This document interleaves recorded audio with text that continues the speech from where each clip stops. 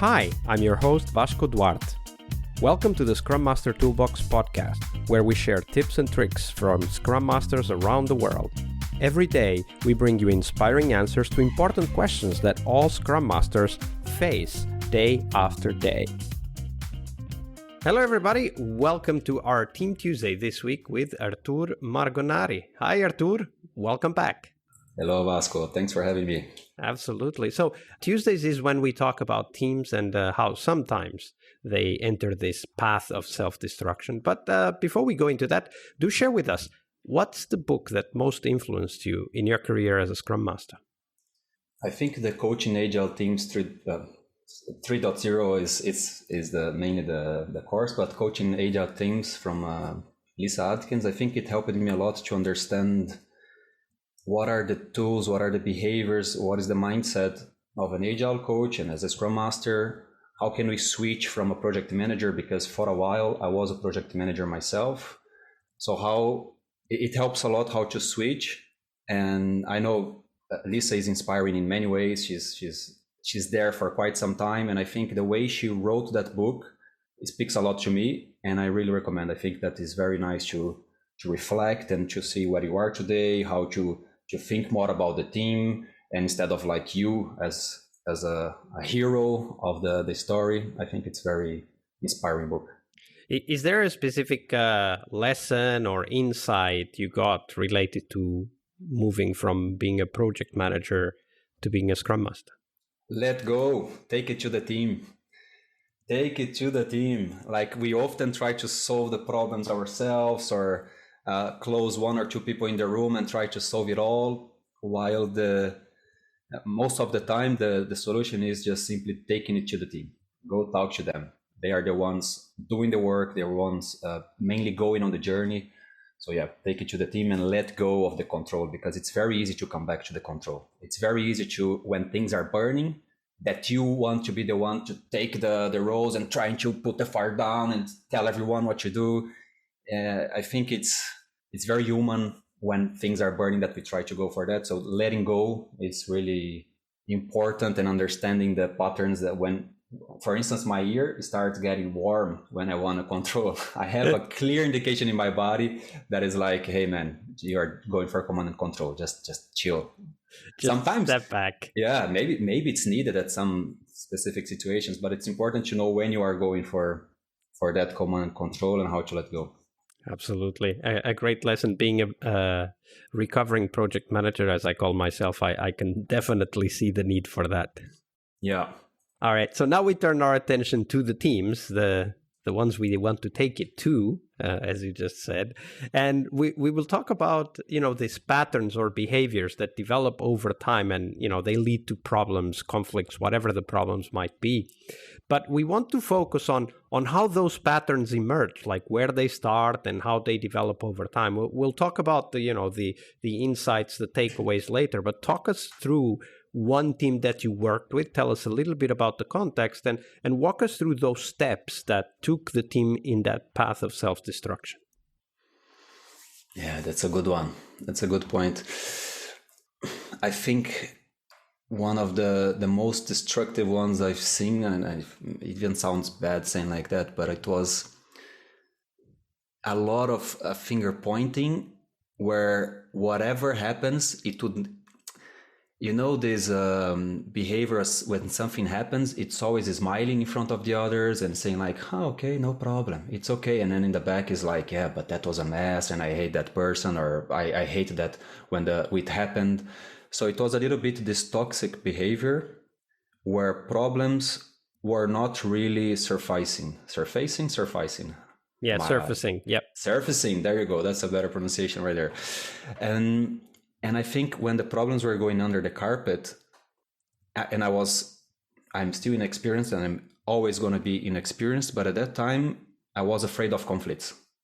I don't know if you ever had that, Vasco, but when you are afraid of conflicts, when someone starts saying a little bit more direct to the other, or the tone increases a little, you are already the one to come say, hey, calm down, hey, everyone, hey, la, la, la, let me tell a joke, hey, look at me juggling, ta, ta, ta, ta, ta, ta, ta, ta. And you are afraid of conflicts. You are trying to put it down all the way. And I think this behavior of mine actually helped in a bad way those conflicts to be still being put under the carpet. And at some point it blows up. The same metaphor, you keep putting this dust under the carpet, all the problems, at some point someone's going to step on it, it's going to be dust everywhere, and then someone's going to either leave the team, someone's going to throw a chair on someone's going to say something that it shouldn't be said. So I started learning that we should actually talk about the conflicts. We should make sure that they are visible, because you cannot solve what is not visible. So it took me some time to understand that, and we went really down the hill because of this toxic behavior and this lack of trust, right? It's a lack of trust to say like, hey, I didn't like what was happening here. Hey, I need help. Hey, I don't think that was a nice attitude right now. And it actually blew up after some time, after 3 months of these behaviors and finger pointing, but just in the back. We got people crying on one retrospective that another Scrum Master proposed to make, and it was a bit disastrous. It was from no retrospective at all, because we are still setting up and it was a long process, from no retrospectives at all to one retrospective where everyone was sitting in front of each other with all this dust under the carpet for 3 months, or 3 months was what I was witnessing. That was happening for maybe years already. So when we put everyone together in the room, it went from 0 to 300. People cried, people shouted, some people left the meeting, and I was like, all right, where's the toilet again for me to flush my head?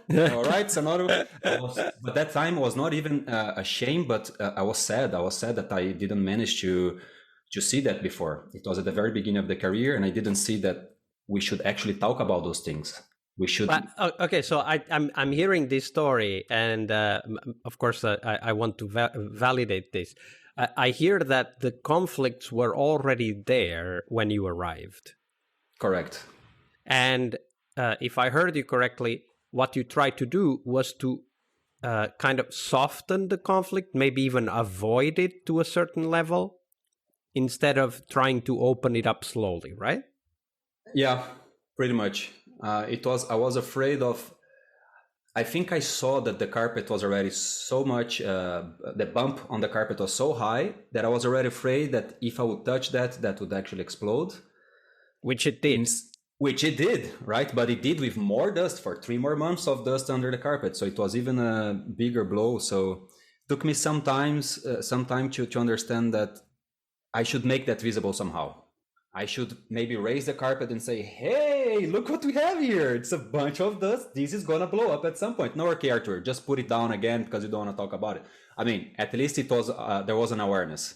And then maybe some next steps to follow up. But I should have mentioned, could be 101, could be increasing the steps to a retrospective instead of going to a big retrospective of direct feedback as it was. So, yeah. So from this, I take one thing, which is that when we see conflict, latent conflict, right? No, it's not out in the open, but it's there. When we see conflict, we should deliberately, but perhaps at that point, especially slowly, bring that conflict up. Maybe I think you said it one-on-ones, right? Like, I hear this thing. What do you think about this? Yeah. I heard you tell Jennifer that everything is okay, but then when you were talking with Mark, you were complaining about Jennifer. Why didn't you complain to her? What's going on? Yeah. Right? Like, so slowly kind of bringing it up, and I think you said it very well, which is to make it visible. But I was thinking, when you said make it visible, I was thinking make it visible to the people themselves, not in front of each other. Because I mean that's exactly what I was afraid of, right? Like what you said is, okay, if you keep on hiding it, at some point it explodes, but because nobody is reflecting on it, when it explodes, it's all emotions. Yeah. There's no reflection, right? There's no rational understanding of what's going on. It's all going to come out as an emotional explosion. Yeah, and I think also giving them tools to go for that. If it's nonviolent communication, if you want to give some tools on how to give feedback, or start giving a feedback slowly and increasing and creating this more direct communication, I think that should be part of the process. Not only saying like, hey, go there and tell Jane on her face that you didn't like that. And then maybe the person would do that and something would go south same way. So it would be also giving them tools on how to give those feedbacks, how to have this communication, creating a bit more trust in the team, and even getting to know each other a bit more, because they were working together. They didn't even know, some of them, that they had the same hobbies, that they went to the same school, that they like the same kind of music. And that helps you to separate the behavior from the person. That's super important. Many times we see the person doing something that we don't like, and we say like, this person woke up today to say like, I'm gonna destroy Artur's day today. No, it's not. Maybe it's a great father or mother, it's a great sister, brother, son, and they're going through some bad moments, and the behavior was not appropriate in that moment. So it's very important to separate, not taking personal, to separate the behavior from the person, and try to understand, there is another human there going through some things, and maybe we have something in common. It helps as well. It was also something that could have been done. Yeah, great story and great takeaway. I will put the link to nonviolent communication on the show notes so that people can easily find it. We also have an episode where we go through that. Thank you very much, Artur. Thank you, Vasco. Tuesday is Team Day here on the Scrum Master Toolbox podcast. But tomorrow we talk about something that goes beyond the work we do with the teams. We will talk about how to lead change and what our guests have learned from leading and participating in change programs during their career. See you tomorrow. We really hope you liked our show. And if you did, why not rate this podcast on Stitcher or iTunes? Share this podcast and let other Scrum Masters know about this valuable resource for their work. Remember that sharing is caring.